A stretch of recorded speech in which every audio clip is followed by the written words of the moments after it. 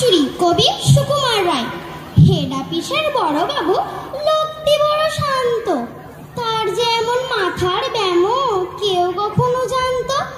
দিব্যি ছিলেন খোশ মেজাজে, চেয়ারখানি চেপে একলা বসে ঝিমঝিমিয়ে হঠাৎ গেলেন খেপে। আটকে উঠে হাত পা ছুড়ে চোখটি করে গোল, হঠাৎ বলে গেলুম গেলুম আমায় ধরে তোল।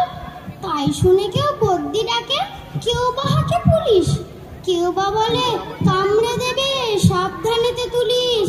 ব্যস্ত সবাই এদিক ওদিক করছে ঘোরাঘুরি, বাবু হাঁকেন ওরে আমার গোপ গিয়েছে চুরি। গোপ হারানো আজব কথা, তাও কি হয় সত্যি?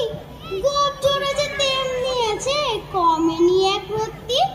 সবাই তারে বুঝিয়ে বলে সামনে ধরে আয় না, মোটেও গোপ হয়নি চুরি, কখনো তা হয় না।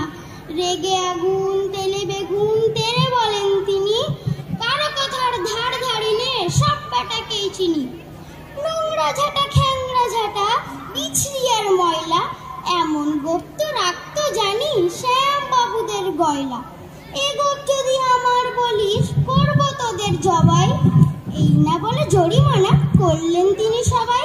ভীষণ রেগে বিষম খেয়ে দিলেন লিখে খাতায়, কাউকে বেশি লাই দিতে নেই সবাই চড়ে মাথায়।